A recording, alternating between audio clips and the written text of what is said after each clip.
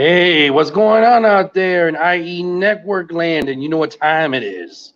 When it's 8 p.m. Eastern Standard Time on a Tuesday night, you know it's time for the Benchwarmers podcast live exclusively on the IE Network here on YouTube. I'm, of course, your host, the man himself, James Acevedo, along with my co-host, Heaven Hollywood, who will join us later on in this program. How's everybody out there doing tonight? If you're a Yankee fan like me, not so well. Not so well, especially if you're one of those spoiled Yankee fans who knew nothing but 96 on, which is not me. You know, I've been a Yankee fan since 1980. I saw way worse than I've seen now, believe it or not. So a lot to talk about tonight, including what I was just talking about for just a minute there. The Yankees, we got other sports news going on. We got stuff to talk about when it comes to the entertainment world. But first, want to let you all know that, yes, this is the Benchwarmers podcast here, NIE Network. Good evening. Thank you for joining us. And you're watching live. And please like, comment, and subscribe to this channel, not because of only my show, but because of all the other shows we have on here, like Real Talk with Wes Clark, a.k.a. The Director, who produces my show here. He comes on Monday nights at 9 p.m. Eastern Standard Time. You have, of course, my co-host, Heaven Hollywood, who has the Heaven Hollywood Experience every late Saturday night with his lives. And we also got Lex, shout out to her, who also does Block TV, talking about everything that's going on in the world of entertainment. So a lot to talk about. Also, to talk about a little Cash App information for those who are interested. We want to do a little donation. My Cash App is Jimmy Ace Cash. That's JIMMYACECASH. And Heaven Hollywood is Heaven Hollywood. HEAVENHOLLYWOOD. So, you know, if you want to, throw in some donations, to our great work here, you can. And also you can do the super chat right here on YouTube here on the IE Network, and you could contribute to the channel. So there's a lot of ways to donate, a lot of ways to watch all our shows. Just, stay tuned on here because, you never know what you might miss. And let's see, anybody in the chat room here? A lot of people in the chat room here. Thank you so much for coming in and joining us. We greatly appreciate your time spending your time with me and everybody else on here on the show. Now, before I start, I'd like to give my condolences and prayers to the family to another hip-hop rapper passed away from back in the 90s. Black Rob passed away from kidney failure just the other day. And for speaking with for the IE Network, I'd like to send my condolences and prayers to the family and friends of Black Rob. I remember like yesterday, the first time I heard of him. And it wasn't because of his solo hit, Whoa. Anybody doesn't know that song, Whoa. I remember the first time I've heard Black Rob, it was on P. Diddy's first album back in 1997. And if you remember that song, how the violin goes in the beginning.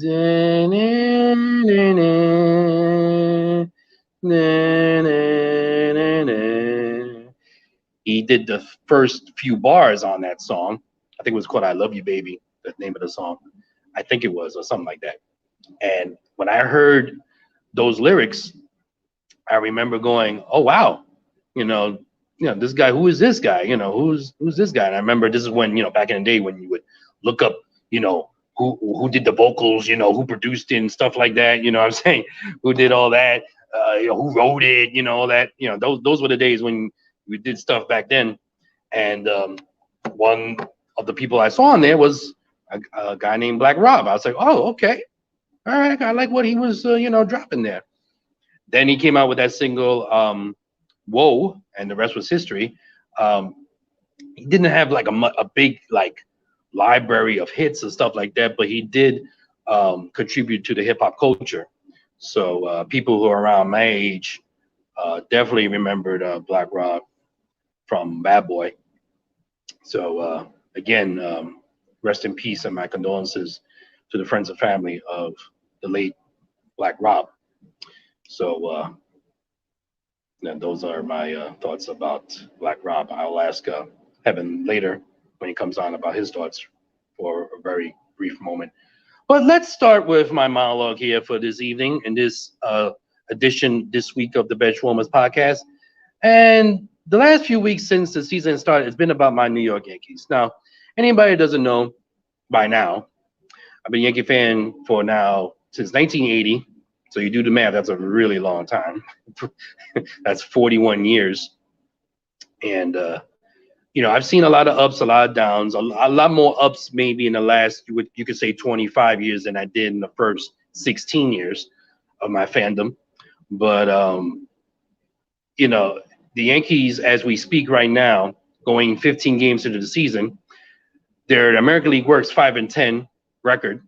And right now, as I look at the scoreboard, bottom of the fifth, they're playing right now, Yankee Stadium. It's actually tied 1-1. They were actually losing 1-0, getting one hit at one point by the Braves. They're facing the Atlanta Braves. But let's put that thought on hold for a second, and let me spew my thoughts about this Yankee franchise, this team, this current Yankee team. It's one thing to go in a slump because, anybody that knows baseball, it's a 162-game marathon. You can't go crazy if a team goes on a little slump, 7-game slump, maybe even 10, if it's that bad. There's going to come a time, even with the best of teams, that there's a little bump on the road of this marathon of a season when it comes to the 162-game season. It's rare where beginning to the end, it's, coasting and there's no adversity or anything. Mostly every team in baseball goes through some sort of adversity, whether it's just minor or major. This particular case is major. And I know it's early, but here's the things that really bother me. And here's the thing as a fan. Now, I'm not one of those fans that are one of those spoiled Yankee fans that, they go on a little 2-game losing streak. Go, what's going on here? Why are they not winning? I'm not one of those guys. That's just not the type of fan I am. I'm not one of these spoiled guys or the ones that started being Yankee fans from 96 to now, where they saw nothing but success for the most part. And any little blip on the radar screen that shows danger, they run for the hills, And see, those are the type of fans, they don't know when it comes to, being a laughing stock in New York like they were from 88 to 92 until they finally had their first winning season forever in 1993. And they've had winning seasons ever since from 93 to the present. Now, this particular time right now in 15 games into the season, but, we've been very fortunate as Yankee fans. We've won during my lifetime, as far as since I've been a fan in 1980, we've won five championships. The last one being, 12 years now, but who's counting? But think about this. We haven't won, and I know other fan bases are going to say Cry Me a River. So, this is to all the people, for all the Yankee haters, and even for the Yankee fans that want to jump off a building, hop a squat and sit on the log and get ready for this spew of mine. One championship in the last, since this millennium has started. So that's going 21 years now. Been only in the World Series really, if you count 2001 and 2003, including 2009, it's only 3 times. Lost 2 of the 3. And ever since then, not only have they not won a title, they haven't even appeared in the World Series in the last 12 years. That's right. Did I say 10? Yeah, 12 years. And here's the thing. When you have a payroll that's over $200 million and all you get is the division round exit or ALCS exit, that's a problem, especially the way this team has been built. I've been saying this for the last few years now. This is not something new. This is just something to talk about. Oh, and I see that Heaven is joining early in this wonderful program of mine, Heaven Hollywood. He can chime in at any minute. So here's the thing. It's one thing to go through a bad streak. It's another thing when you look lifeless, you look soulless, and look like you don't give a crap if you win or lose. It just looks like, oh, well, okay, we made a few errors. Okay, I guess we'll get them tomorrow. You should see the last series when the Yankees had against the Rays, which, by the way, you got eliminated by them last year in the ALDS, and including getting swept this weekend. You lost to them 7 consecutive times, 7 consecutive series going back to last year. That since the last year's season, and if you go back towards the end of September 2019. So you would think there's some sort of motivation, some sort of something where you go, you know what, we're the Yankees, and they're in our house, we're gonna show up. But to show up like how they showed up and play like crap, even going back to the series before that and playing against Toronto in Florida, Dalton, whatever. I think that's northern Florida. Everyone, I guess, no, I don't know. They barely did anything there. They were fortunate enough to get one game out of that 3-game series, and then you had this past weekend before that when you lost 2 out of 3 in Tampa. So you go into this series this past weekend and you start your series with an opener. Like, wait a minute. Last time I checked, don't you have these young pitchers that should be coming up, like Dave Garcia and guys like that? Aren't they ready by now? I mean, last year you had them come up. Remember in the game 2 of the ALDS, you had them pitch 1 measly inning, and then you take them out like if it was 9 strong innings or 8 strong innings, like he pitched over 100 pitches, and you got cute and put J Happ in the game, and look what happened. They lost. So what happens when you get cute and you getting cute against a team that's masters when it comes to openers? And you know why the Rays do openers? Because they're playing what they dealt with. They're a $70 million payroll team. So they don't have the luxury of, well, I got this pitcher here, I got this pitcher here. We're going to have to, come up with something.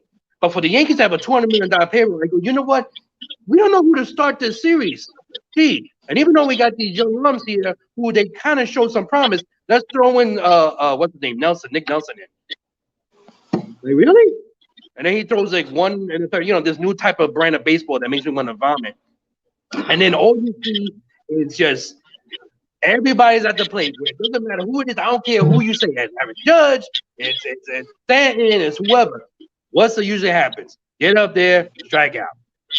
Run on a second, don't move the runner. Hit and run, nowhere to be found.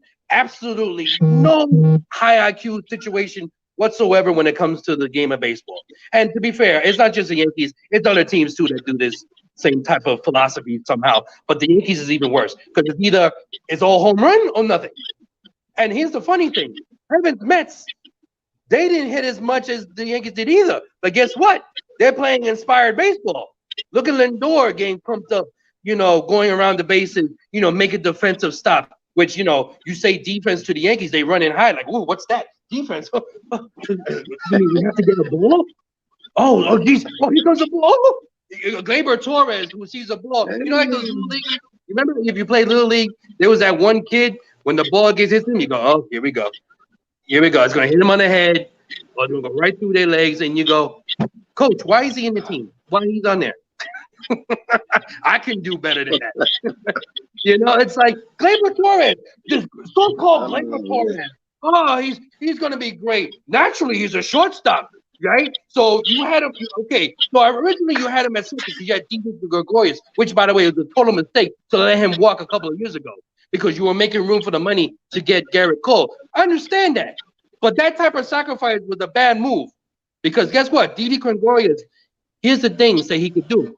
He was a left-handed hitter who hit in the clutch, and he got the team loose in the dugout. That's very important in a 162-game season. You need that type of guys that, when things are not going well, which will happen in a 162-game season, that, let things be loose. And everybody be like, oh, yeah, you know what? It's not, don't take everything seriously, But no, you got rid of that guy. Now you get all these anal type of guys that are like, well, I don't want to do it. You'll do it. No, you do it. No, you get there. No, and they all go up there just hacking away. And what's the MO of the Yankees? Down and away. all speed down and away, all speed down and away, all speed down and away. Did you make any adjustments? No. Well, God forbid you make an adjustment. It's just a part of life, just like everything else. You make adjustments. When the opposition figures you out, now you got to figure them out, and you make adjustments. I mean, you only get paid, what is it, millions of dollars just to play a boys game, a little kid's game? Seriously? And just go there and out there. And not that I condone Yankee fans Friday night for throwing baseballs on the field, getting frustrated. I don't condone all that, which I haven't seen. It gives me flashback to the 70s and 80s, when the Bronx Zoo was really going on. When the fans are showing more emotion in the team, that's a problem. And then you have, Aaron Boone, well, after the game on Friday, he had this team meeting. What did he say to the team? Did he like threw tables and threw the catering table on the ground? Did he threw water coolers and said this is unacceptable? We're better than this? No, he probably just went well, guys, it's only a few games in the season, so these guys literally, we're gonna go out there tomorrow and we're gonna do the best we can. That's what we do. That's how he probably talks to them. He's not that type of guy to be like, hey, what's going on here? Why are you playing like you're playing? See, guess what? They had a manager like that used to not tolerate this type of baseball. His name was Joe Girardi. But because the players don't like that, they, you hurt my feelings. You say I suck. Oh, I suck. Hey, sometimes the truth hurts. Sometimes you need a swift kick in the rear end. We all need that sometimes. Sometimes we need that person that's looking from the outside, looking in and saying, hey, what's going on here? You're supposed to be better than this. What's up? You need that. But no, they got Aaron Boone, not the manager. You got Aaron Boone, the daycare teacher here. Just looking after. He's just there just to make sure everybody's okay. Now, Aaron, don't touch that stove. It's hot. Hey, Stanton. Hey, no, don't write on the wall now. That's a no-no. And that's all he does. And Brian Cashman, he's the one that's really running everything and throwing the lineups on them. And he has this Zoom press conference, because, he don't want his legacy to get ruined. That's why he has this press conference. And probably, Hal Steinman was like, look, we're going to go out there and better say something. And he just said all this mumble jumble for about 45 minutes, saying, well, we're going to, the whole spiel that they always say, we're going to get better and all this other stuff. Yeah, but we've heard all this before. The reason why fans like me are upset, it's not that they're 5-10. It's the way they're playing, lackluster. And it's the way we've seen last 2 years in the playoffs, how when it's the lights are as brightest, they shrivel up and die. And they go all for nothing. There's no small ball. There's no moving the runners over. You need to do that in the playoffs because guess what? You're facing, big-time pitchers usually in the playoffs. And if you don't move runners around, you don't manufacture runs because not every day you're going to get up there and hit the 3-run homer every 2 seconds. You are going to lose, period. That's the bottom line. And, they're going to keep going on this way. It's going to be a long film. Now, do I think the offense is going to wake up? Yeah. But guess what? Are they going to be a team that's going to hit in, with runners in scoring position and situational hitting? They have to show a lot more before I'm convinced of that because they haven't been that way in 2 years. A couple of years ago, in 2019, that was the best they were ever at situational hitting, running scoring position. But most of the time, like 18 and last year and this year, they're terrible. 17, they played inspired baseball. No one thought that the 2017 Yankees with the upcoming youngsters with Aaron Judge and Gary Sanchez and all these other guys were going to play over their heads and be playing this way so early. They thought maybe just going to come down the line maybe the following year. But so they played loosey-goosey and they were a fun team to watch. Even the other people who don't care for Yankees say, yeah, I like these bunch of guys. They have fun. They go out there, just play ball, whatever. Now they got these, they're all buttoning and suiting up. And they all play like, there's no fun. It's like if they win, they go, oh, we won. Not like, oh, wow, that was great. We won the game. It's a relief. It's like, oh, I'm glad we won. But there's tomorrow. Oh, man. We got to play another game tomorrow. There's no joy. There's nothing. Look at the Knicks. My Knicks finally looking like a team in the first time in 8 years. 6 wins in a row. Playing. Hey, I love the way the Knicks are looking right now. Yes, they're playing like a team like the Yankees. If I can jump in here, the great Malcolm X. long live Malcolm X, R.I.P., once said, "Chickens coming home to roost." He used the slogan. Yeah, And the chicken come home. the chickens are coming home to roost. And as Malcolm once said, "Chickens coming home to roost, they never made me sad. It only made me glad." Now, I have to admit that I do not like seeing my good friend here upset over his team, but as the youngins say, love to see it. Because this is now what year for Gene Carlos Stanton, or when he should have just stayed Mike Stanton. But what year is this for him with the Yankees? Well, I think ever since he changed his name, I think he's been worse. But yeah, he did that with the Marlins. This is what year for him? What year is this for him with the Yankees? This is now his third year. No, it's fourth season actually, because he came in fourth season. Yeah, since he came on that contract where he was making what, $300 million? Yeah, just a measly bucket of shells, as Rob Fanning would say. That's what a bag of shells. Just a bag of shells. So, yeah, he was in his prime. I believe he was 28 when the Yankees got him. Somewhere around there. Just entering his prime. So far, he's hitting what this season? 167. Yeah, you get some last. And by the way, I deserve all this. Because I'm not that type of guy that runs and hides on my team. I give them kudos when they're good, and I give them when they suck. Right. So here, let me Stanton. Here. Listen to wait. By the way, before I go, you see this right here? I feel like a newscaster. You see this? These are stats, right? We get ready to sit and sip some tea as I tell you these stats that you will gloat on. Okay? Here we go. Real quick. The team as a team, the Yankees are batting .210 as a team. Lowest by the Yankees in 15 games since 1968. My parents were married that year. Okay, here's that. All right, here we go. This is their first 15 game start. Shout out to my mom and dad, by the way. We're still married too, which is cool. All right, worst start since 1997. Now that's not so bad because that year they made the playoffs, but they lost in the division round to the Indians. So that's not really a bad stat, you know what I mean? But here where it gets really good. A .296 on base percentage as a team. That's the lowest through 15 games since 1972, a year before I was born. Okay. They're, as a team, a .346 slugging percentage team. Lowest through 15 games since 1989. And let me tell you, that was a bad team. I know. They have an OPS, which is on-base percentage of slugging as a team, .642. Lowest through 15 games since 1973, the year I was born. Yankees offense in the ninth inning. And by the way, you can say this in every inning if you really look at it. This season, 0 runs. 108 batting average, which if you want to do the math, that's 2 for 37 and 12 strikeouts, which is really low. It seems like 34 strikeouts. And as a team, they already struck out, not including this game right now as we're going on. It's still tied 1-1 going into the 6th against the Braves. 139 strikeouts as a team. Most in team history in the first 15 games. What an embarrassment. What an embarrassment. And there's only been 4 teams in Major League history that started off 5-10 or worse and won a World Series title. The last team to do it was the 2002 Anaheim Angels. Yes, I'm saying Anaheim. I'm not saying Los Angeles Angels or Anaheim. They're the Anaheim Angels.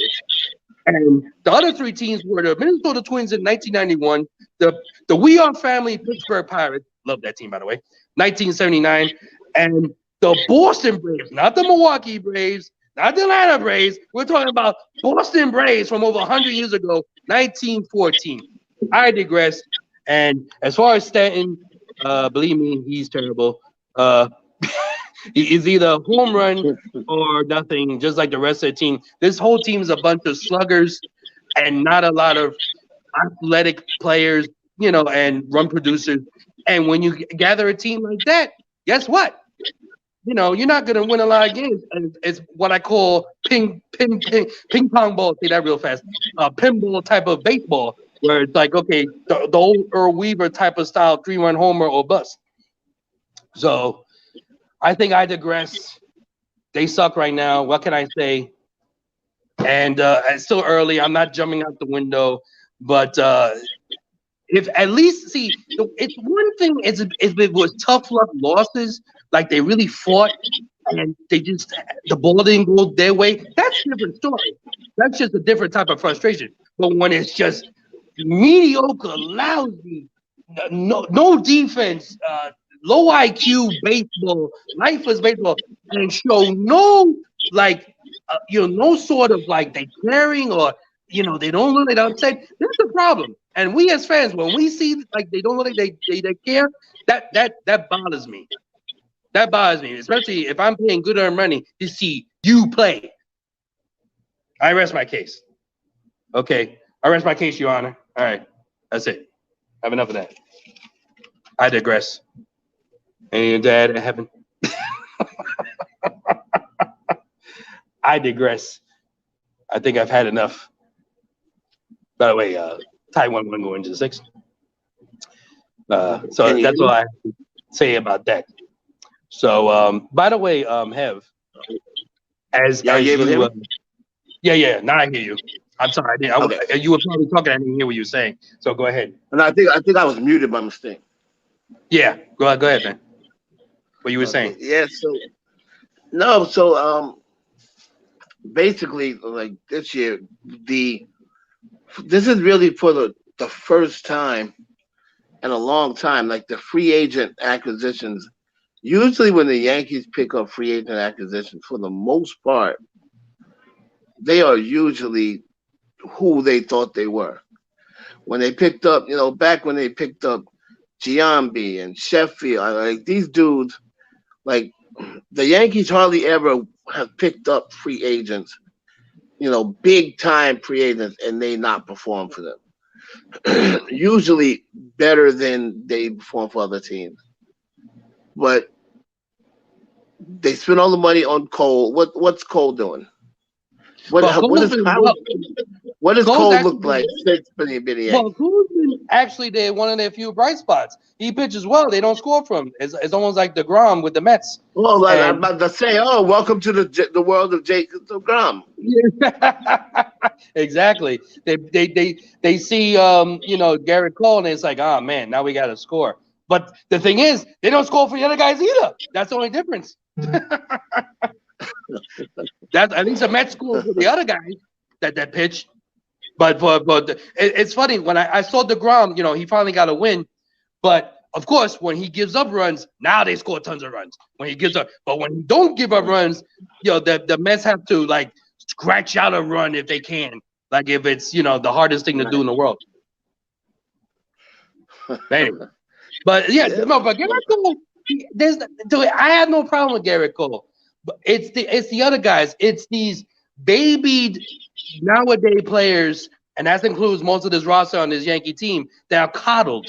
This is why Aaron Boone's on this team. This is why Joe Girardi's on his team. And plus, Joe Girardi was going to command at least $6 million a year, which they're not going to do.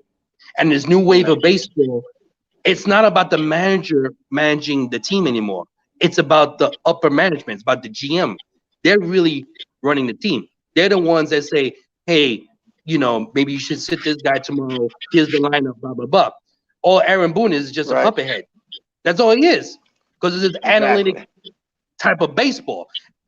The days of Billy Martin, Earl Weaver, these type of Lou Piniella, these were cool, great managers because they wore their emotions on their sleeve. They played with their gut. And yes, they used numbers, but they didn't die with the numbers. Whoever was the high hand, you know what? I'm going this guy. Yeah, I know you're usually the back of your baseball card is good, but lately you haven't been playing well. You're sitting down. That's it. Take a seat. You know what I'm saying? Those days are gone. What do you mean you're sitting down? Now, who knows if they're crying like this, but it's probably not too far from the truth. Oh, what do you mean? Are you gonna tell me that I'm good? You give me a participation trophy for me striking out only 3 times in a game? Come on. I mean, the days of striking. I mean, all these teams are strike out, strike. And you again, I hate to reiterate what I said 2 weeks ago, but you wonder why the youngsters nowadays. Well, why would like if I was showing this Yankee team to any youngster right now? So why do I want to watch baseball like this? It's either swing or miss or nothing. It's either home run or nothing. That's not real baseball. That's not what we grew up with. There's not the hit and run, the squeeze play, the suicide squeeze. You know, move the runner over when there's a runner on second, hit the ball to the right side. God forbid. And then with the shift, you see this big hole, you know, in the left side, and you're a right-handed hitter. Hey, let me try something different. Let me bunt. Oh, bunt? What's that? That's a taboo word now. No, I'm not gonna adjust. I'm gonna do what I always do. Baseball's about adjustment more than any other sport in any sport. That's like if, you know, in any other sport, if they know how to defend you in basketball, do you think LeBron, knowing that, okay, they know they're going to double team, do you think he just goes, well, I'm just going to do the same thing every time? I'm just going to do the same thing. I'm just going to shoot every time there's a double triple team. No, he's going to pass the ball. He's going to get his teammates involved. You know, I know it's a different sport, but what I'm trying to say is you have to adjust. You know, they're not gonna help you. They're trying to outthink you and outplay you. And the Rays are laughing all the way to the bank because they have more than double half your payroll, and they're making you look like chumps. That's the bottom line. $70 million payroll compared to a $20 million payroll. What a disgrace! It's disgusting, and they should be embarrassed. And that's the thing that pisses me off. I care more than they show it. That's what pisses me off, and that's what bothers me. At least show something. You know, you think Paul O'Neill would have put up with this back in the day? Watch out, water cooler. Derek Jeter, even though he was a quiet dude, he showed it on the field when he was frustrated. You know, he played a better game. You know, all these guys, Tito Martinez, you know, all these guys back in when they went through a period where they just, you know, it was a bad streak, they adjusted. And even once in a while, Joe Torre told them, okay, you know, come on, guys, let's get going. Then they clicked because they knew this is what we have to do. But these guys are like, you know, like whatever. They're going through like whatever. Well, we're going to let our reputation speak for itself because I'm wearing this uniform. I don't have to, you know, make adjustments. No. You know, all this stuff about you, the Yankees, that gets tired. You haven't won a thing. All right? You're not part of that you know, that legacy, okay? You're not part of that Jeter team's legacy and the teams before that in the 70s and the 60s and the 50s and the 40s and the 30s and 20s. So, you know, don't act like you know, well, you know, we've been there, done that. No, you haven't done nothing yet. You haven't even been in the World Series, let alone win one. I haven't won a pennant. You know, and you're all lackluster. You know, even DJ LeMay, who's been their best player the last few years, he's looked out of his sorts. And he's never like that. He's like a machine. He's like a Terminator, you know? So there's, you know, it's something, it's just, I'm telling you, chemistry, the mood of the manager, all this, it plays a big part. And as Yogi Berra would say, it's getting late early.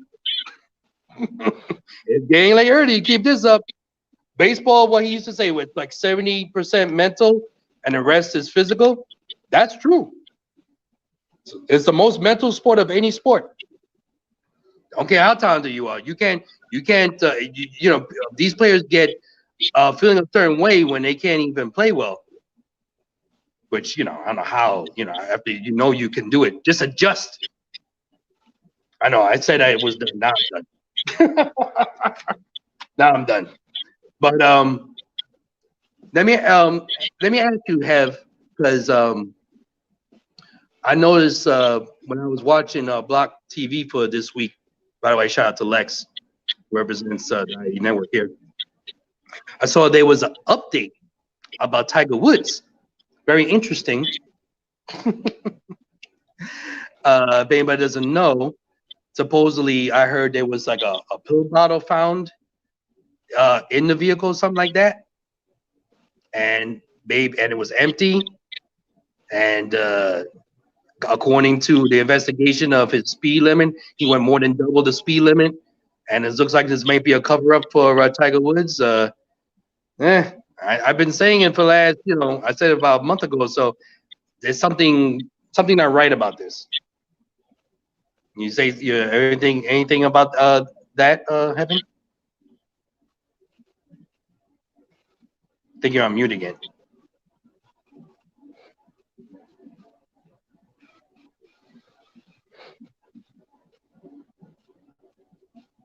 I don't know if Heaven can hear me. I'll tell you this, man. There you are. I'll tell you this. I'm looking at some notes here. Sorry about that.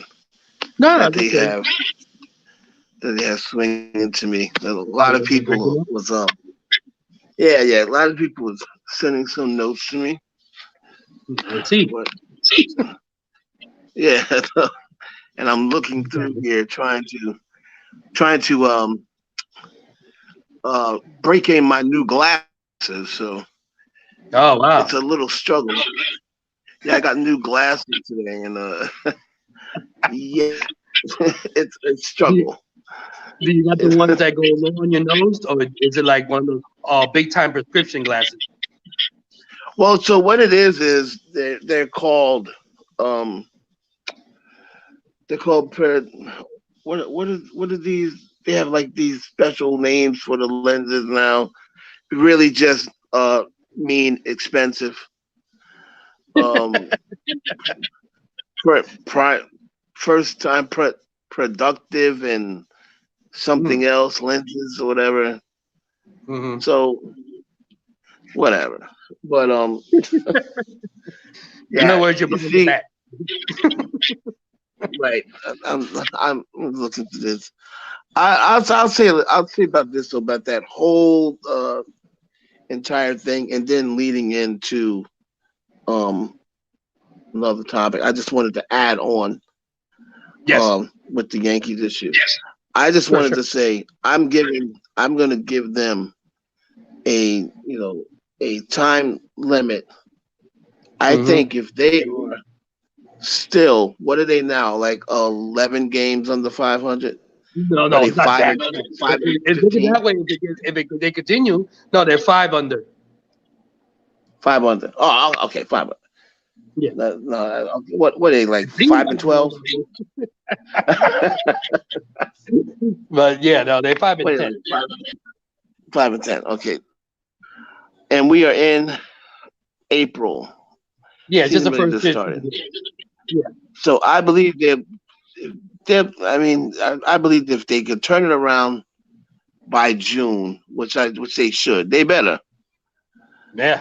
Then I think they'll pretty much. I think it's just a slow start, and yeah, like you said, they're gonna need one of those games where one of these dudes, stand up. You need your guy like Charles Barkley always say.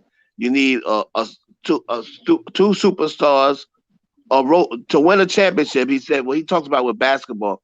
But it's kind of, think about it, it's kind of like that in baseball too. He said you need 2 superstars, a role player, and a crazy man.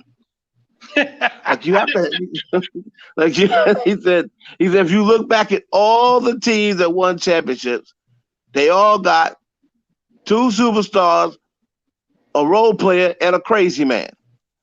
Some role players and a crazy man. So you need that.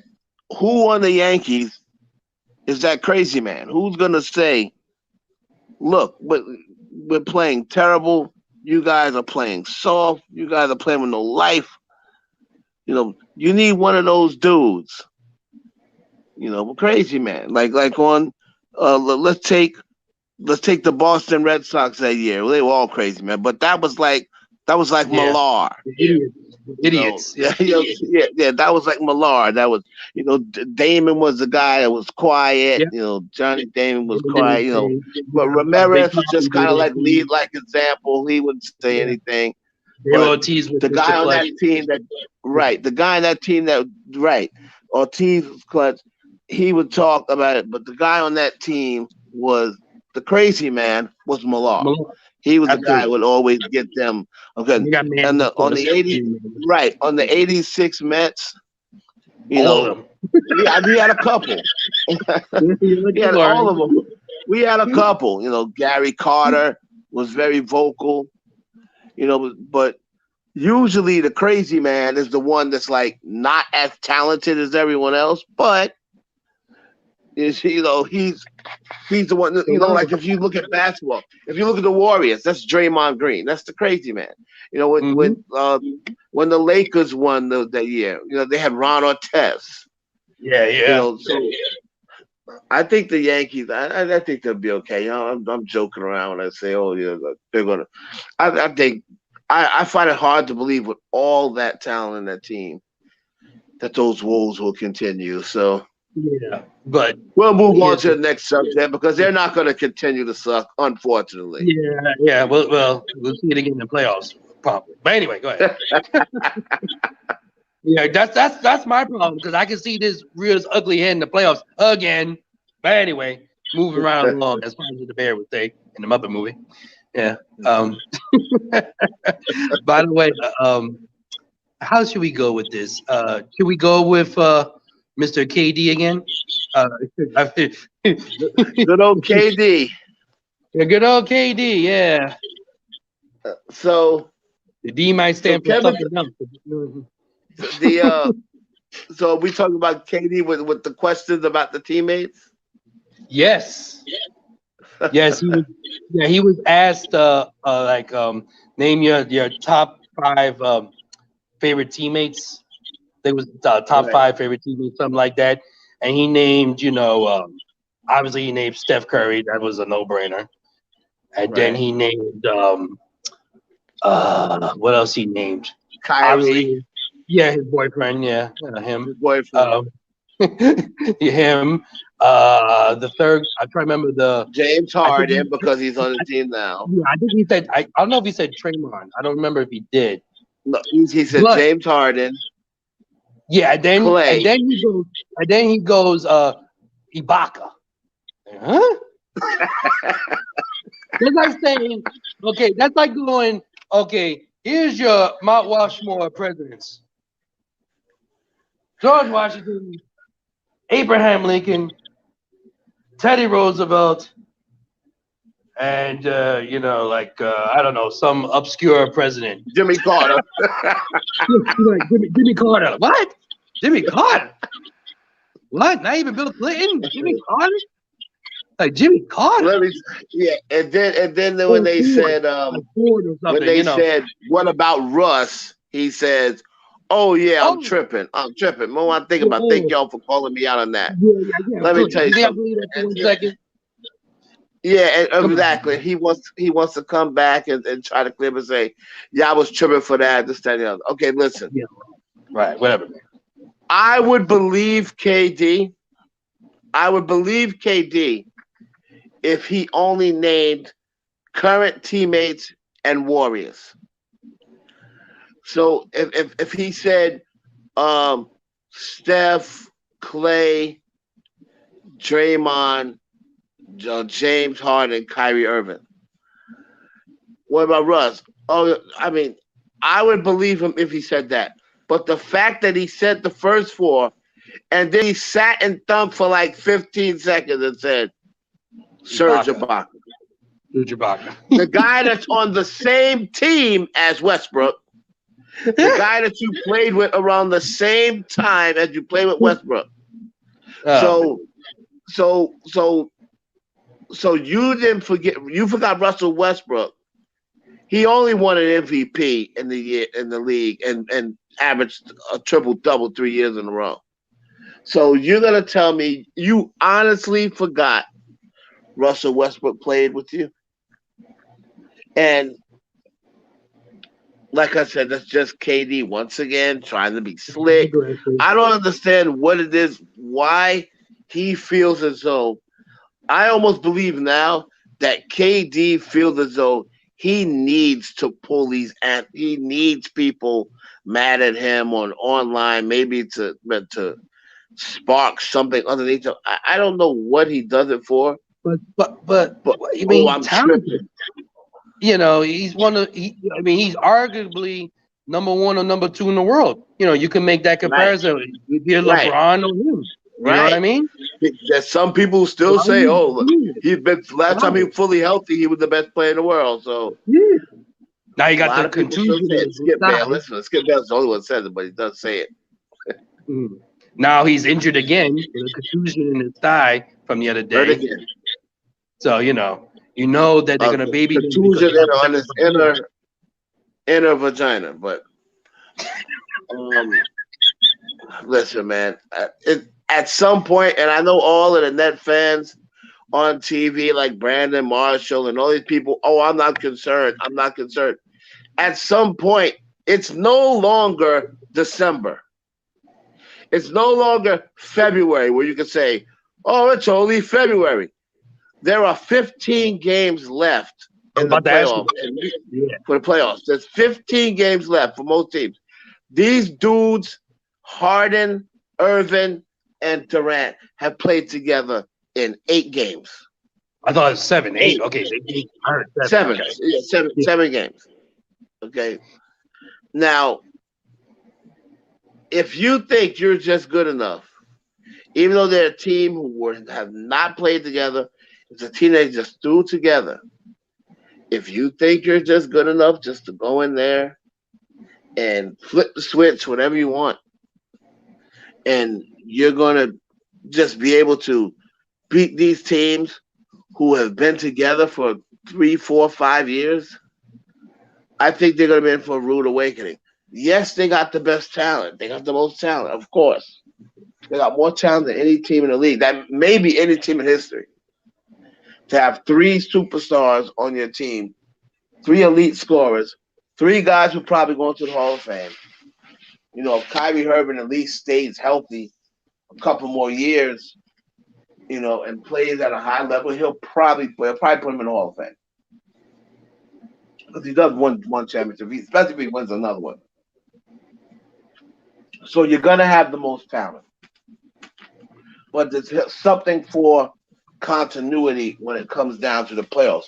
Look at the Clippers last year. Everyone said, "Oh, they got Kawhi and Paul George, and they put on a team who already won 48 games the year before." Oh, forget the Clippers. The Clippers going to win because they got the most talent. And even though the Lakers were coming in and it was LeBron and AD's first year, but LeBron did at least play the year before that with that team. There were some guys who were already on the Lakers. I mean, that had continuity on the Lakers.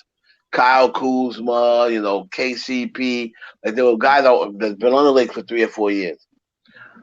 I'm not so sure that the Brooklyn Nets would come playoff time when you have to face, and I know a lot of people are saying that, you know, they're when you have to face a full loaded Philly team with all the players, as long as they were playing together. Exactly. I know Miami's not looking great right now, but they're starting to get a little hot now, and it's coming down towards playoff time. That Miami team has been together for a few years. Yeah, they were in the finals. Jimmy Butler, right? They have been in the finals last year. I'm telling you, man, if they go into that, everybody is. When are these guys going to play? Like it's 15. It's 2 weeks. When you break it down, that's 2 weeks again. If they played every single day, that would be 2 weeks. So there's literally 2 weeks left in the season. When are these guys going to play? Yeah, exactly. The playoffs. I mean, you're gonna come in there into the playoffs and say, we're all healthy. So what happens if KD comes into the playoffs and then goes out, plays one game and goes out again? Series. What's been happening?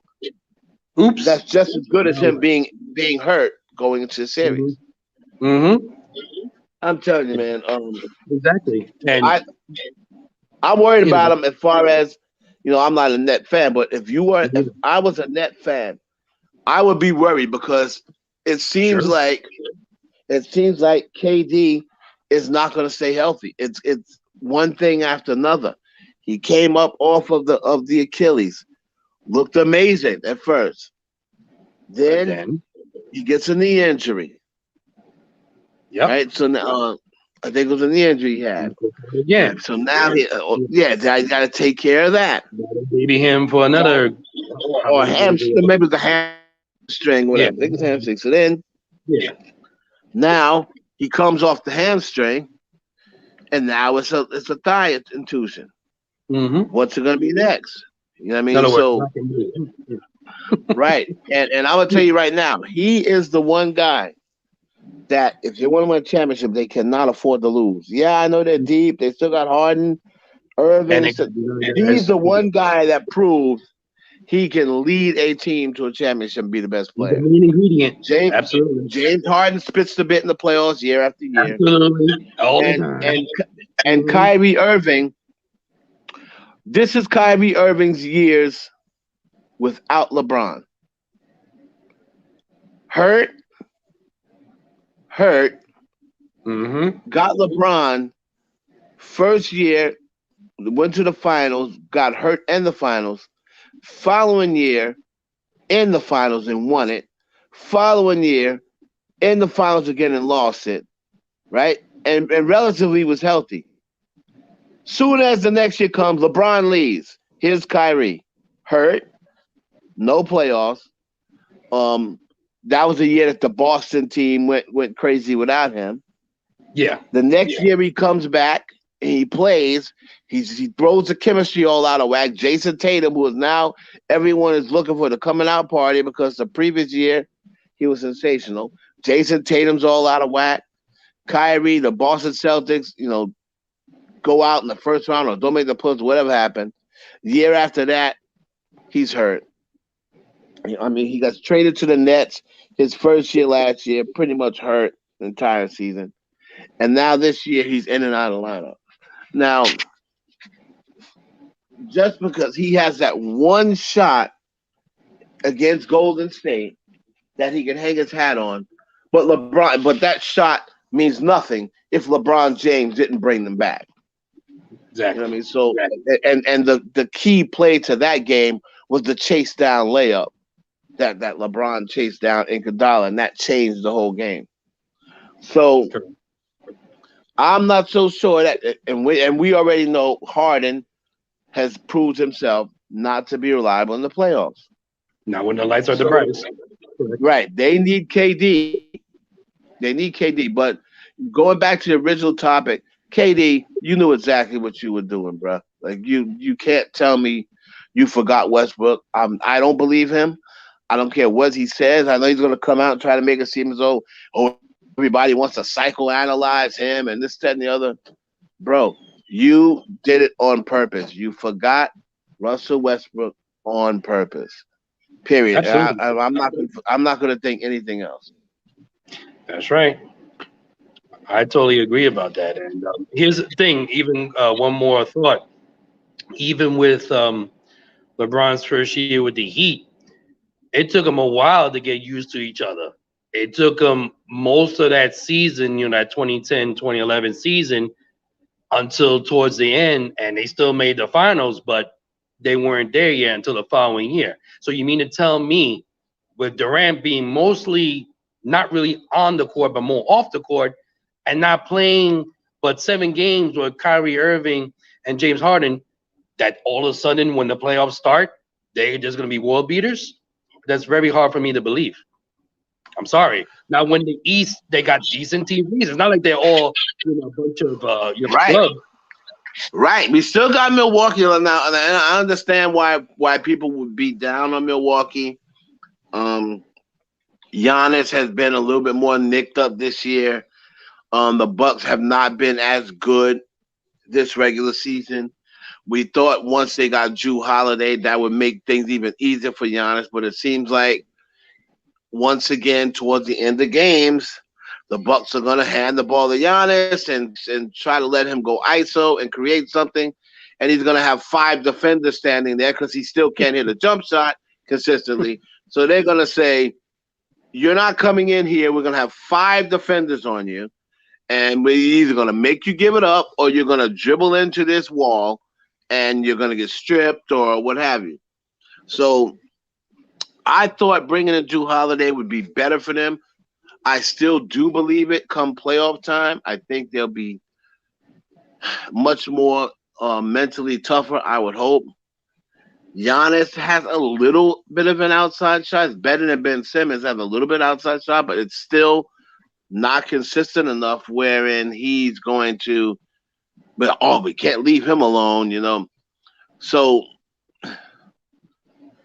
like I said, I want to see the Bucks again, playoff time. Giannis, you know, back-to-back MVPs, and he's having another great season this year. He's probably not the MVP this year, but this short schedule has really messed up a lot of guys, like because they didn't have the actual rest that they usually get.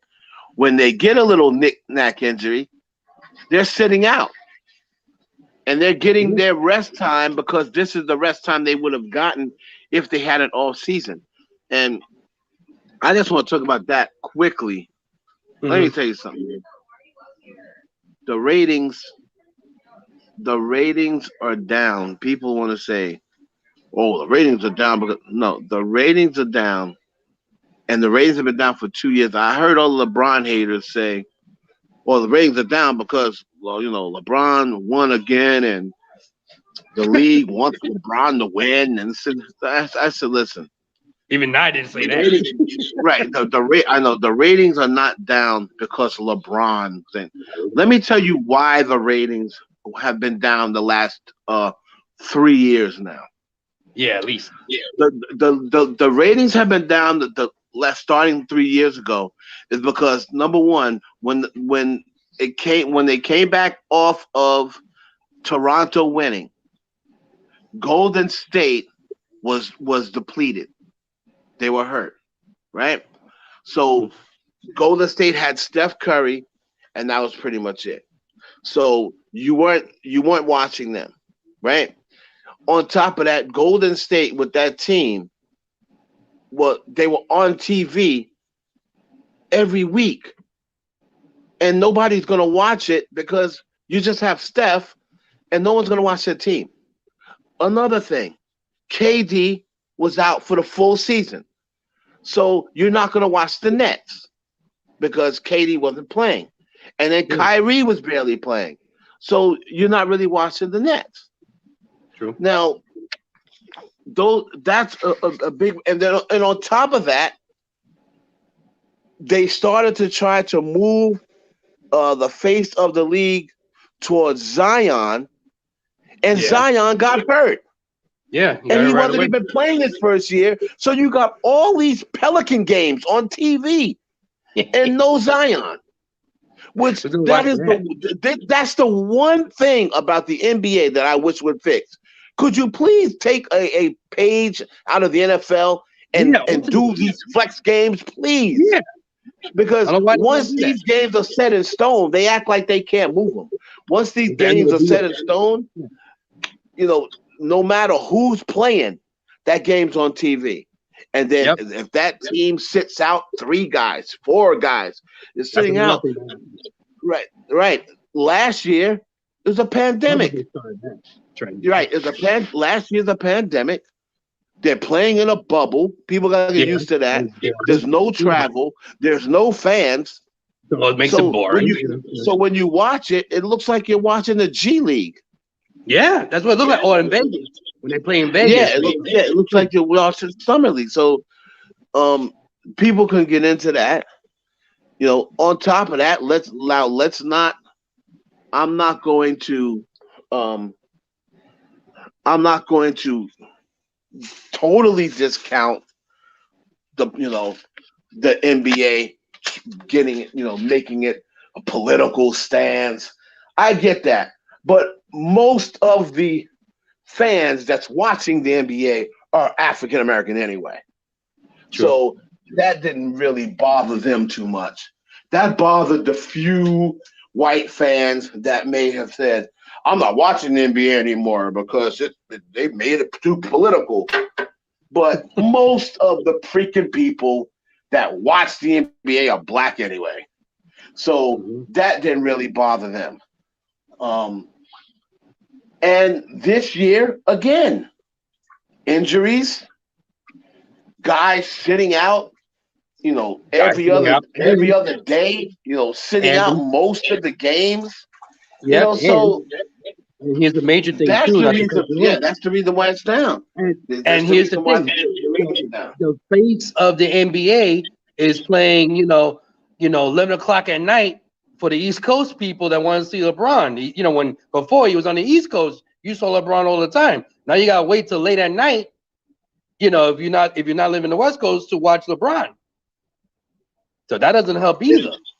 That doesn't help either. And on top of that, you're waiting to the Lakers are on TV, and you're watching freaking KCP and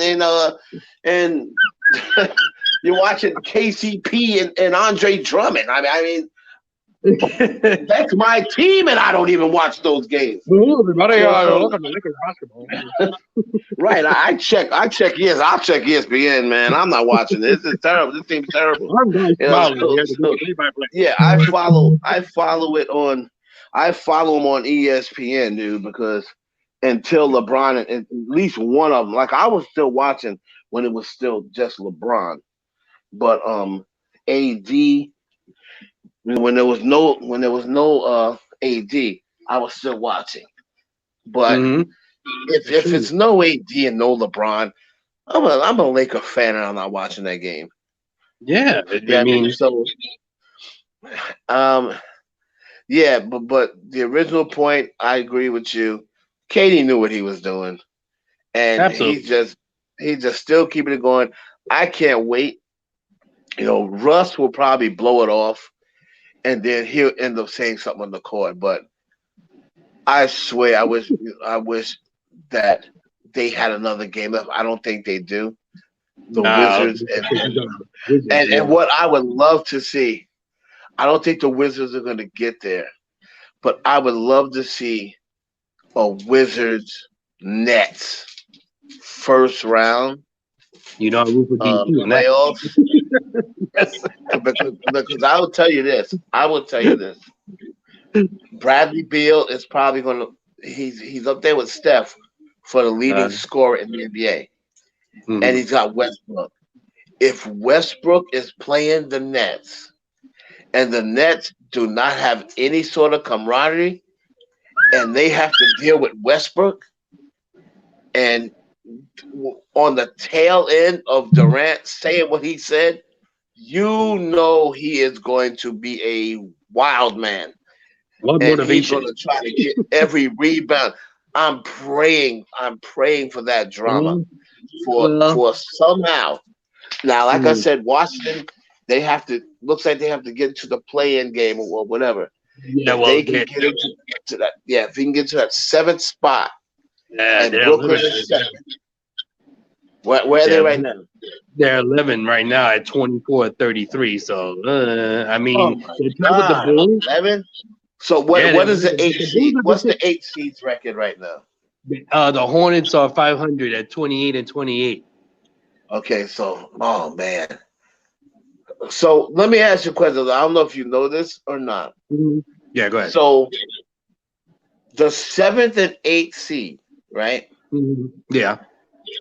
Even if they have a better record than everyone that's in the 9th and 10th, there's still a play-in? See, I wish I knew that answer, because they just started at last year because of the pandemic? Correct, because of the pandemic. I don't know how that goes. Like, maybe somebody in the comments, if you guys know how this works, I was always confused with it. Like, okay, do they have to end up with the same record? Or so I mean, because that's totally unfair. If a team like the Hornets finished 500, right, and they're clearly in the 8th hole, and now the 9th place team is 4 games under 500. Why should they get a chance to play in to make the plus with a team that's already 500? Yeah, exactly. I'm trying to look this up real quick. How this works? Play in game. Play in game work? Yeah, you have to look up play-in scenario. Yeah. Okay, the playing tournament, which will take place after the regular season and before the first round of playoffs, will include the teams with the 7th highest through the 10th highest winning percentages in each conference. Boy, that's some. Wow. Okay. So they go. Charlotte. So a team like Charlotte is going to go and finish 500, finish 4 or 5 games better than the next team, and then they still could get eliminated because if this team comes in, let's take if they play the Wizards, and Westbrook has one of those nights. He can always have one of those nights. You know, he's done plenty of time. Right. He can have one of those nights, and then next thing you know, Charlotte's out. And they're like, wait a minute, we were 4 games better than this team. How? Because they beat us one night, we're out? That's the way it goes. Yeah, I think that's bad. You know, I see what they're trying to do. They're trying to copy baseball with the little one-game plan, but the records count. You just can't pick anybody to play in that game. Yeah, in baseball, you have to have the closest record to the wild card. Yeah, that's how it should be. And also what they should do, at least make it 2 out of 3. Because I remember a long time ago, I think the late 60s or 70s, the first round used to be a best of 3 or something 2 like out that. of 3. That's how it should be. So they should do that. It should not be it shouldn't be one game. Like it should be 2 out of 3 for the first round. You know what I mean? I always say first round should be 2 out of 3. Like back in the day, I would say 2 out of 3 first round, 3 out of 5 second round, and then 4 out of 7 for the conference finals and 4 out of 7 for the finals. You know what? And I would love that. You know why? That creates excitement because, hey, we've seen in the past. I remember when the Lakers were real good in '86 and they got bounced by the Rockets that one year. And the Rockets team was oh my God, I was a kid and I can still see Ralph Sampson. Everybody was bounce. I said, oh my God. Yeah. And so you don't see that no more in the NBA. There's no more of that. You know, I remember the Nuggets against the Supersonics, the 60+ win Supersonics, and the 8th seed Nuggets, the Kemba Mutombo on his back, screaming the ball. You don't get that drama anymore. You know, because like pretty much who's gonna win is gonna win in a 7-game series. There's hardly ever a team, right? Yeah, you're gonna win. The best team's gonna win in 7 games. It creates that you don't have no wiggle room. Like you lose that first game, it's like, where it makes teams have to play. They really have to play hard. Like they go, oh no, we lost the first game. The second game is next week. That's another thing. The scheduling is stupid. Game 1 Sunday, game 2 Thursday. What? Like what happened to back? I remember back in the day when the '90s, next day, game 2, day off, right? Travel day, Tuesday night, the third game, not 3-4 days. So you're talking Sunday and Thursday in the same city, and you're playing in the same city. Yeah, they changed that in the 2000s. I hated when they did that. Oh, I hated when they did that. It was a big mistake, man. For the first series takes 2 weeks to get over. I mean, come on. Yeah. That's ridiculous. They take long. It takes so long to get through the basketball playoffs, man. It takes so long. And then God forbid there's a team who wins it early, who like sweeps. Like they're sitting for like 2.5 weeks. But they swept and here you go, you swept. Now here's your reward. You get to sit for a month. So don't stay out too long, guys. Don't party too much. Yeah, don't party too much. Oh yeah, that's right. We have a second round. And that's only the first round. And it was over. Oh yeah, that's right. We still got another round. Come on, I hate that too because remember when if let's say someone's up 2-0, you only had that 1 day off, and that was a travel. You go, now you're going to the other team's arena and you're down 0-2. That now it's like, oh, don't matter. We still got 3-4 days off. Yeah, we'll be all right. Terrible. It's just different. So I want to go into your great question since we're getting to the end about Steph Curry, and I found it very interesting as far as What has he done, and where do you where you rank put him? him? Here's the thing. Here's the thing with Steph. Now, without a doubt, we're gonna put to bed whether he's the greatest shooter of all time. That's been put to bed. That's no This doubt. That's no dude, doubt. this dude is the best shooter I've ever seen in my life, Yep, I and agree. it is hard pressed Yeah, to for me to mm-hmm. the shots that he makes under duress, Ridiculous. in traffic, and this is the reason why he's so great, because he's not like he's just Clay is great too, but Clay's like a catch and shoot guy. Yeah, that's what he is. Curry can Exactly. catch and shoot. He can hit a set Create, shot three. he He can created hit a those shots. three off the dribble. He can hit a Mm-hmm. three off a pick. He Yeah, can hit a off balance three, and 40-footer. he You can know, hit all these. Yeah, he can hit all these threes. He can hit a step back, like every single shot it's that he can ridiculous. make. Where Clay is just kind of like, okay, come on and pick. He's a catch and shoot. Pass it to him. He catches And I shoots. go to the He's a corner great or the shooter, top of the key. but You know, Steph is just on another level.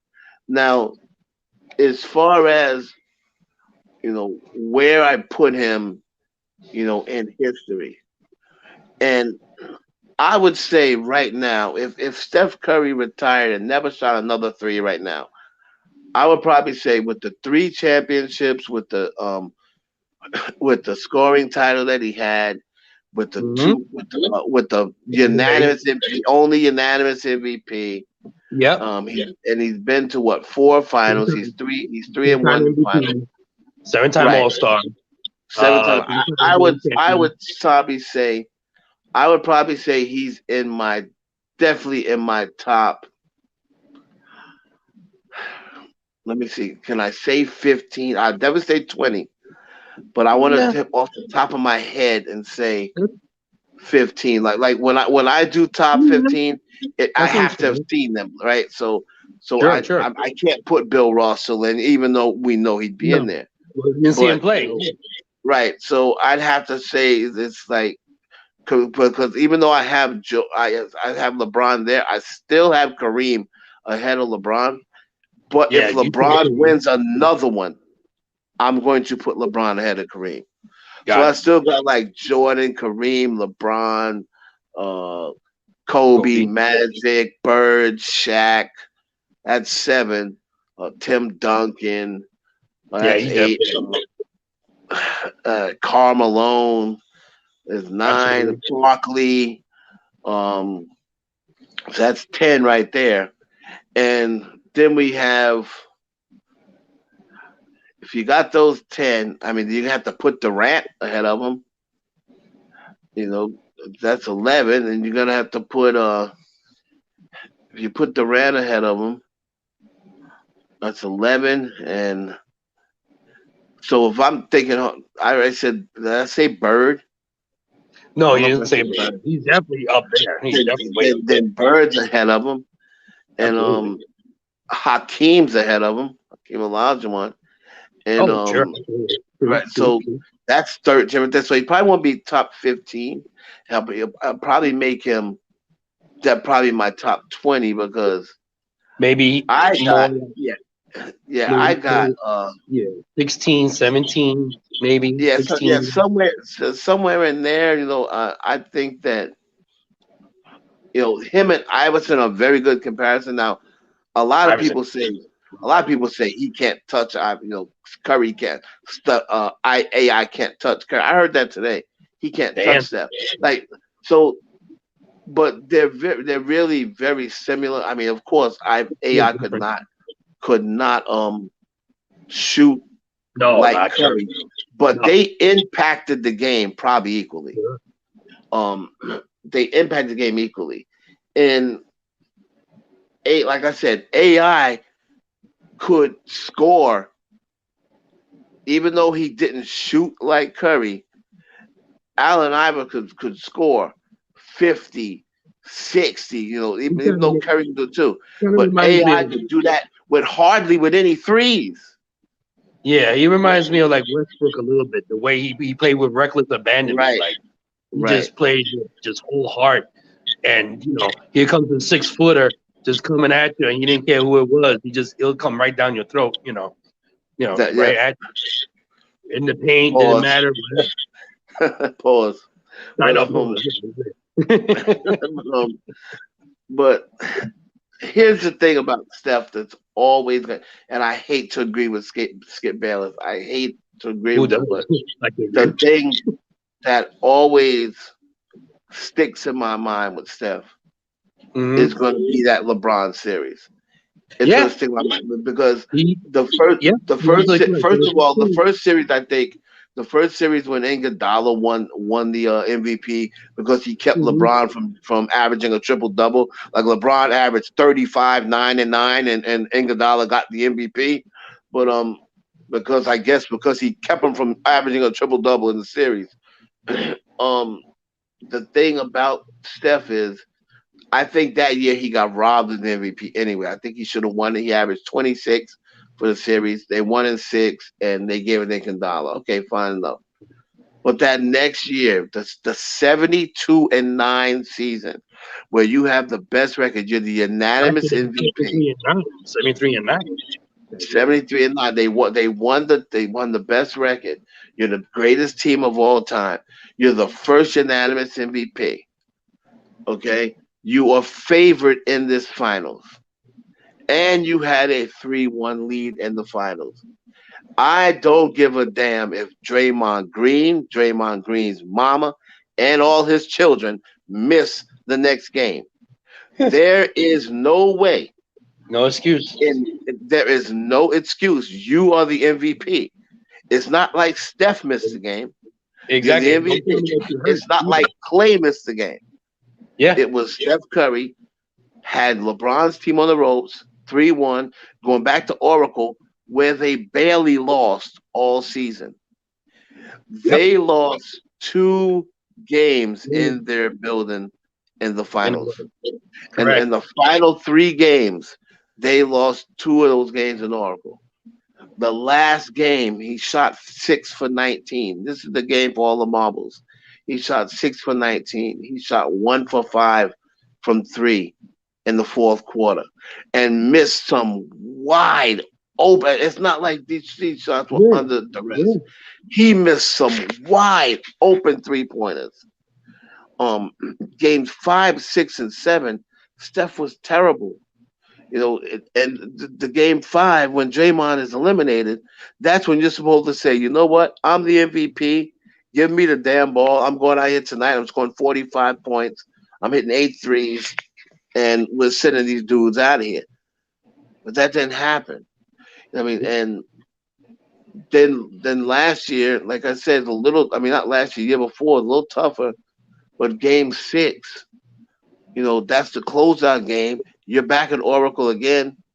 You're down 1. Steph had a very good look. This guy makes shots from the bleachers. So this shot here is very, very makeable. He's coming off a screen. Very good look at it. Brick. So that's the only thing that's gonna, and that's the reason why people say, "Oh, you're crazy." That's why I'm taking Isaiah Thomas over him, because Isaiah Thomas was an absolute beast. Number one, he was a great defender. On top of that, he was a dog. He was a leader. He was not afraid in the moment. Nope. Like I said, I'm a Laker fan. I saw Isaiah Thomas pretty much beat us on 1 foot the year he had the high ankle sprain. Yep. So, he won that game too. Yeah. Right. So, and look at the talent that Isaiah had around him that he took to 2 championships. Bill Laimbeer, Rick Mahorn. These guys were just, like I said, they were the crazy men. Rick Mahorn, Bill Laimbeer, Dennis Rodman. That team had a team full of crazy men. So the only guy that can actually score on that team was Joe Dumars and Isaiah. Yep. And Isaiah was the focal of the offense.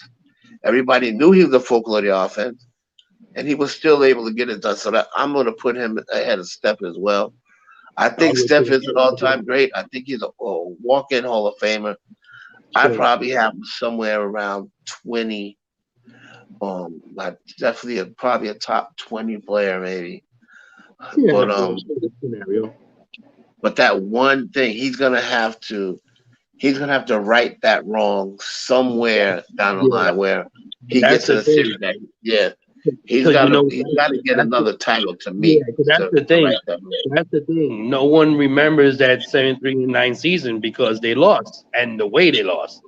It's one Yep. thing to lose the title, a chance for a title, but when you had three extra chances to win that Right. title and to And put to the and to to, make to your put that team in the cherry on history that books. Sunday of that 7-3-9 season, no one remembers about that season because of that. No, Because they because lost they and lost. they took the Yeah. 3-1 lead. Right. And that is the reason why I wasn't that tough on KD going there because I'm saying, dude, you act like I went to the Cavs. The Cavs won. The Warriors didn't win. And that's my only issue with Steph. So I probably have him around 20. I've still put Isaiah over him. Yeah, you could I go don't love from yeah. I don't love how 16. I put AI over him, but I'm putting Isaiah over him. Then Yeah, you I got mean, some guys. Then you have some guys that you can you can say, hey, can he go over him? Are you putting Scottie Pippen over him? Are you putting David Robinson? Like then you start picking stores like going down the aisle and start at Patrick Ewing. Are you yeah, taking this guy? So I'd also take Dwayne D Wade over him as well. So it's another guy to add. Yeah, very interesting. I would definitely say Steph is around 20 somewhere in there. And as far as great, everybody's saying the greatest point. I don't consider him the greatest point guard ever. Hmm. Maybe he's the greatest shooting point guard ever. But Yeah, to me, the greatest point guard ever is Magic Johnson because he transcended the game. He absolutely. Took it to transcended the next level. now Changed the Steph game. did too. That's right. Steph did too. Like I said, Oh Steph yeah. pretty Hmm. much made this a 3-point shooting league. So Yeah. Steph Wait. also Because transcended the game. yeah, Magic was 6'9", running point guard. We'd never he seen played. that before. We never And seen the nothing thing about is, Steph either, but six and nine playing point guard. what was great about Magic Johnson? He played every position in the beginning of his career. Right. He can play every position. So it's tough, but I got him around somewhere around 20, I Yeah. believe. I mean, as of right now, he plays 749 games, and he averages 24 points a game. Not bad. Not too Right. shabby. Not too. And Not yeah, too. and you got to remember that's coming off. He didn't really start his first 2 or 3 years Yeah. because he was Exactly. because he was That's hurt. true. That's true. And then if you remember, Mark Jackson was the coach then, and Yep. Mark Jackson introduced Steph Curry. This is a true story. Introduced Steph Curry, because Mark Jackson's like a reverend, like really religious. Yeah. Hmm. He introduced Steph Curry to like the mother of the church, as they call her, Oh, and okay. she, Steph Curry had ankles was so bad that they were talking about just pulling him out, driving him from the NBA because his ankles were that bad. Mm. And this woman came from the church, sprinkled holy water. This is a true story. Oh. Sprinkled holy water on his ankles, right? Prayed over his ankles. And then, from that point forward, he really hadn't had problems with his ankles. He may have missed a couple of games here and there with his ankle, but they were saying that this dude wasn't going to have a long basketball career because of his ankles. And he Mm. had issues with his ankles. And but took a Was it little tap water. That's what it was. A little tap But water in the I'm saying, Bible. but did he had like a medical condition with his ankles that he had like Yes, early in his yes, life? correct. He had some sort of like the Mm. doctor was talking about.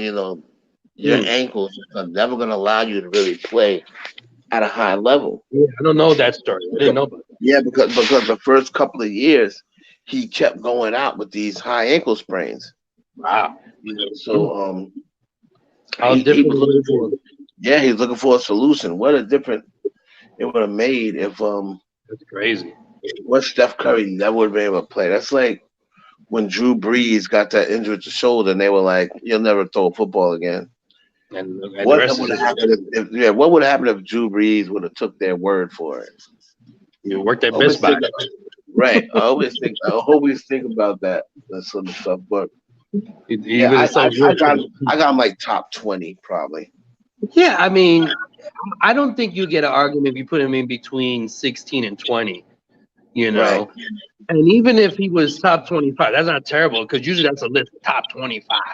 You know, I don't exactly. see him that deep. Like, I don't see him like 20, past upper 20s. But, like, Right, if you told me, look, I got him 20, I wouldn't really argue with you. I could be like, well, you could maybe say 18 or that, but it's not like right. a huge, wow, how can you put him at 20? Or, you know, it won't be like that. True. You know what I'm saying? Now, if he would have done that 73-9 and capped that with a title, he would have been a little higher. Yeah, he would have been higher, most Maybe he would have definitely. been 15. And that means beating LeBron. Yeah, Maybe he he would have been definitely top been 10. You know? higher. Yeah. So I think with the stuff, I think we're just going to just touch on the verdict. Yeah. Even though we hate, yeah, we got to touch on that. Here, I only have one thing on that. Negroes, you got what you wanted. Please go home. There is no reason for you to be hanging out now. True. The dude is guilty. Go home. Yeah. Go home. back to Like it. right. Yeah. What are you doing out there now? You're just going to give the cops an excuse to come mess with you. The dude was guilty and rightfully so. All Now three accounts. maybe All right three on all counts. three counts, rightfully so. Now now maybe and the thing that I said from the beginning, I believe hurt him is that he never ever really showed any remorse. That's No, so he never was sympathetic to the family. He never said, you know what, I just lost my cool. There's something I shouldn't have did. This thing, he always tried to not take accountability. They tried to say George Floyd had drugs in his system. What was this? What was that? And I swear, I am pleasantly shocked because I was just getting ready to tweet, this dude's gonna walk. And then somebody said, oh, the verdict's already in. He was found guilty. I'm glad somebody told me that because I was just getting ready to say, this guy's gonna walk. Wow. And then I saw the verdict. So I'm very pleasantly shocked. Yeah. Right. I'm pleasantly shocked, but I'm fair about it. Sure. Go home. There's no okay. reason for you to be hanging out now. Yeah. Go home. You know, take your behind home. The lights are on. Right. The guy is now the guy's gonna be locked up. And now go back to live and say, I seen people, out there talking to him. Oh yeah, this is just the beginning. Now we want no. Now we want nothing. Go home. Take this. You're lucky you got this. Take the W. I know. Take the W and go home. Don't get cocky. All right. Don't get cocky. You know what I mean? Just take the W. You got who you wanted locked up. Now we want the other cops. No one cares about them, man. That's like if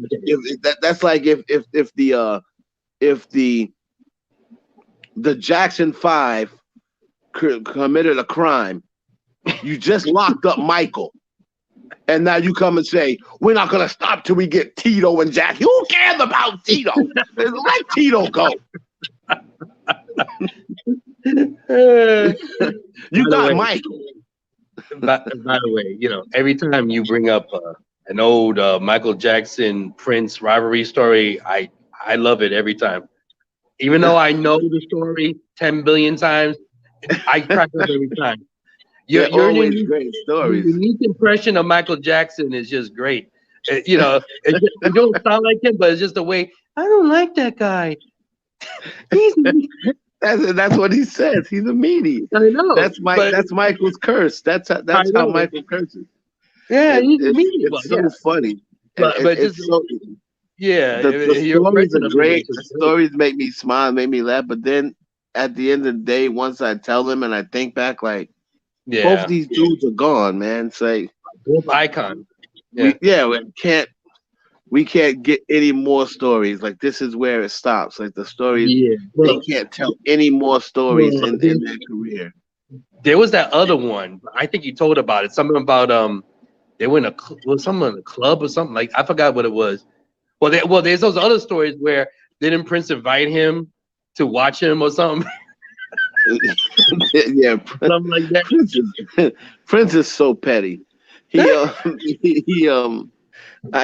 he invited him to come watch him in concert or something. And I forgot how the story went. Yeah, I gotta look that up again. He invited him like, he like invited him to come sit like the front row or something. Yeah, the front. He's so petty. And then the ping pong thing, like that's the other one, the ping pong. Michael, you want me to slam it? You know, those stupid stuff like that. And Michael's like, slam it. Well, I don't know what you're talking about. I don't have time to play ping pong. What's wrong with this guy? I'm at the studio. I'm in the studio. I'm in the studio 25 hours a day. I don't have time to play ping pong. You know, but there was some other Prince is like a master ping pong player. And Michael's like never played ping pong in his life. And then Prince is like a master ping pong player. He beats all the celebrities. Like Reggie Miller said he beat him, and Reggie Miller's like an amazing ping pong player. That story. And remember, there was that famous bad video story where it was supposed to be Wesley Snipes and Michael. It was supposed to be Michael and Prince. And I remember seeing that interview. Let that sink in. Let that sink in. And Prince was like, "Listen." Something about he didn't like that. He said, "Yeah, who's bad?" or something like that. Your butt is mine. Yeah, your butt is mine. No, you ain't gonna say. You gonna say my butt is yours? That ain't happening. He said you ain't saying that to me. That's what he said. He said the first line of that song is "Your butt is mine." So my question is, who is saying that to who? Yeah, because you ain't saying that to me, and I sure enough ain't saying it to you. and then there was the black and white video that he was supposed to play guitar. I think guitar in that, and then that didn't work out, which would have been amazing. That would have been amazing. So many Prince and Michael. What should have been? Yeah, should have been. The We Are the World situation. If they both were sung on there, the black and white, the so many bad, like so many different situations. But I remember. But later on, he actually did end up defending Michael to. Yeah. The chick Tatiana, who was in the Way You Make Me Feel video, and he actually defended Michael and told Tatiana, like, you are. I forgot Tatiana was saying she was going around and maybe telling his business or telling certain things about him, and Prince really got on her because he was dating her at the time. Gotcha. And Prince said, if you do this to him, you'll do it to me. Oh, sure. So, and that's what he said for him you're gonna tell this guy his business like this is, what you do. And he said Prince got really upset at it, and it was Michael Jackson. But I'm telling you, they were just like, Michael would get caught like reading about Prince when he wasn't supposed to be. He's got the article and he's looking up like, oh damn, they caught me. And it's like he's reading the Prince article. I knew exactly what you were talking about. I knew you were gonna bring it up. I said he's gonna bring that up. Yep. Yeah. I said, yep. He's And then the reading like, James damn, Brown thing I knew I about a thought long I time was done ago. with this guy. Yeah, How that did he was get this all. movie? He knew when he went to that James Brown concert. That was planned ahead of time. You know, he want to act all Yep. shy. And James Brown was like, "Come on, Michael. Come on, Michael. No, I don't want to come up there." Man, he wanted to come up there. And then he comes up there, you know, and he And goes, kills it. Michael, Mr. Shy, you know, like Eddie Murphy would say, use the shy technique. Is it really Right. come down to sing to you? You know? And he would go, and he went up there, I love you. I love you. Ah, then he does the spin, you know, the 360 spin and, you know, Yeah. the stuff. Yeah. And, you know, James Brown ate it up. And that's when he went to James Brown's ear. "Oh, Prince is here. Prince. Prince is here. And Michael wanted to bring him up there and try to embarrass him.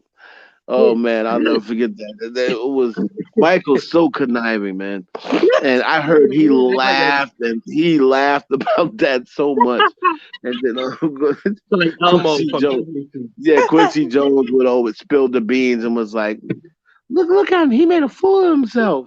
Yeah, yeah. He said Michael sitting there like he keeps rewinding it On the VCR. on the VCR back then, or the Betamax. It was probably a Betamax. Yeah. When you say that back there, I knew exactly. Yeah, he was up all. Yeah, he was definitely high on something. Because Prince was like totally high. Yeah, And Prince put like and then the pole, the fake lamp post was up yeah. there. Prince must have thought it was real. Yeah, I don't know how no one got hurt. Yeah, he like falls in the audience and he was like, "Yo, this dude is bugging." Prince, when he was riding on the back of his bike, he looked like Yoda riding Luke Skywalker in Empire Right. Strikes Back. That was some good stuff though. Definitely some good stuff. And then the capper is Madonna. Well, great. Cyndi Lauper's there. I ain't going either.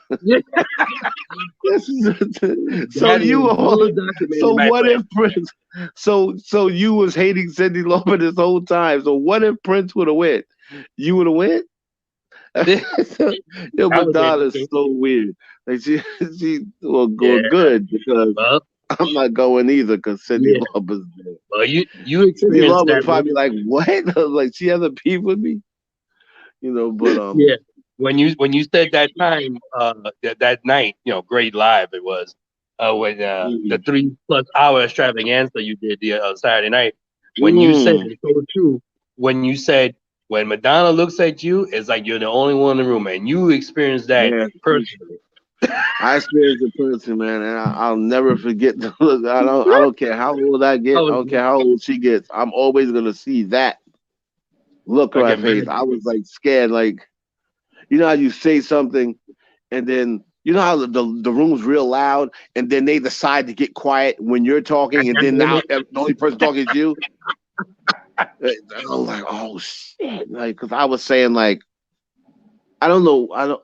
I believe I was saying like you're trying to get her attention. Man, right? at least shoot, at least get your attention. Or I said something along those lines.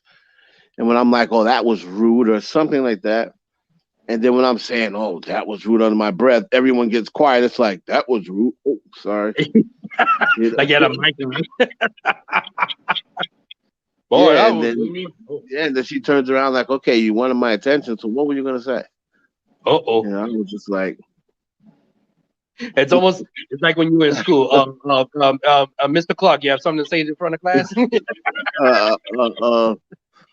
So that's what I was like. I'm never saying nothing else to this chick again. No. Like, now, this is a man who never gets shook. He's been in front of a lot of celebrities, so for him to be like, no. Yeah, the only time I've ever got shook, the only time I've ever gotten shook for an interview, ironically, was Rakim.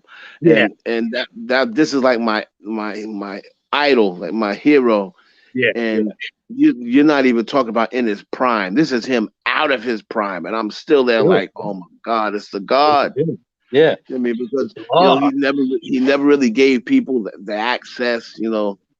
And for him to give that for access and to be talking to me, and I'm just like, man, his whole aura is just like the aura of a god, man. So everybody else didn't really faze me that much, but being with Rakim, man, that was just one of those days. I'm like, man, this dude, man, he just brings an aura around himself. Like he carries himself like Yeah. with class, with he Yeah. carries himself godlike. You know what I mean? He's never you see him, he never looks That was a washed. great, You know what I that was mean? a You can great tell he person. eats right. He don't put a lot of shit in his Yeah, he's a very veins private and his person. yeah, you Yeah. could just tell. Like and He's just a chill dude. Yeah.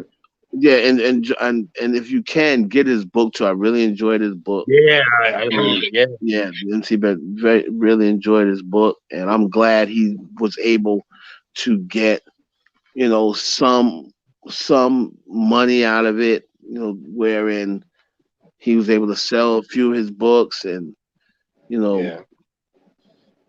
be able to enjoy some of this money that these youngins get to enjoy with the streams and the this and that old school rappers really didn't have a chance to get a part of the stream world, that get that stream money and stuff like that. We didn't have that It was so much back then. harder back So in those days. I mean, they had to right, scratch and claw, going to clubs, trying to make their demo. Hopefully, BLS or Kiss FM would play their songs. Mr. right. Magic, and all those. That was a big deal. Mister, Like, yeah, Mister, crap, I'm Magic, Mr. Magic. Magic, Super, Blast, Blast. I'm in Red Alert. Cool DJ Red Alert. Yep. Yeah, that was big. If you got, it was like the Johnny Carson of hip hop. If you got heard in one of those two shows, you made it. You hit it. I And I remember I that. had I remember that famous story of KRS-One. Here we go. With the bridge is over and all that, and KRS-One is working at a shelter. he right. was he was holding us on a train. And he's like, he's hearing one of the dudes playing the boombox, his music. He's like, yeah, that's KRS. What? And Yeah, Scott was like, dude, what are you doing? exactly. Yeah, and man, those From the dudes are beginning, great. And before I go, I just have to say, Yeah. the line I always held up my, but like I said, I'm a Rakim guy. But I give credit what credit's due, and I was saying all this time that I guess Jay-Z's the GOAT, right? If you put everything together with what he's done, his Artist, everything. durability, Yeah. everything, right? Creativity, what he was able to take over to the music, to the business world, Yeah. and the other. He's like an 80s, 90s rapper, but he's still like on top, right? And he's still Yeah. rapping and rapping very well. But so I just said, you know what? I guess I have to give up Rakim's slot. But then I was listening to a record that I've probably heard a million times, and I never really caught what he said.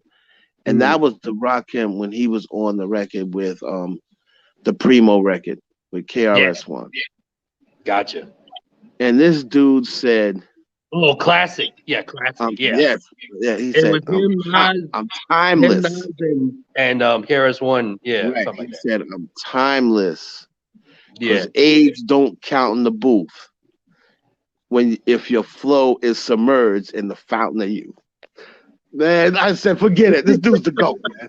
This That's a bar. I said, I'm sorry, Ron. I'm sorry that I said anyone else was the GOAT.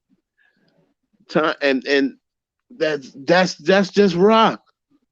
Timeless, because age don't count in the booth if your flow is submerged in the fountain of youth.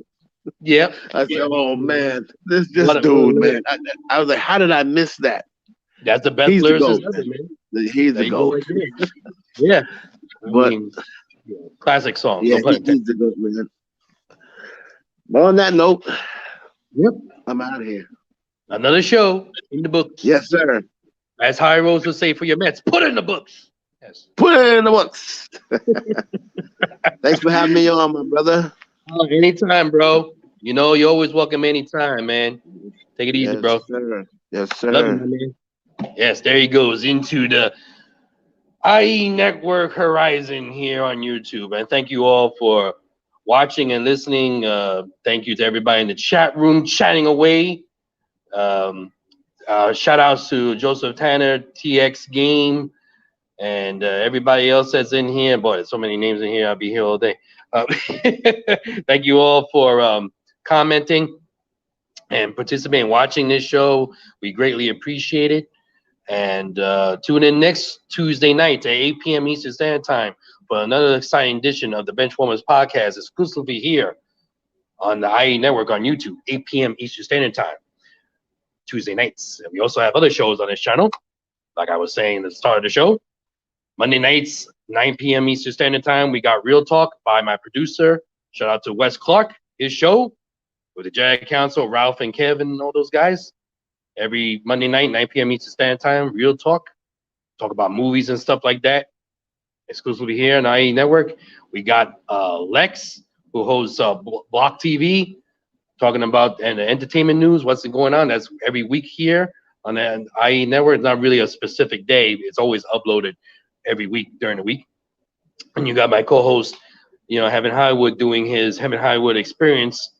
Now he's doing it every Saturday night right here.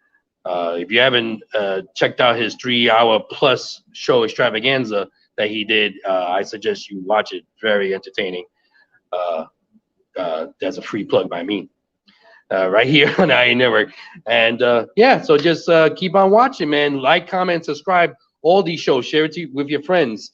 And just spread the word, as like I always say here on the IE Network, because we're just going to keep on getting bigger and bigger. Thank you all for listening and watching.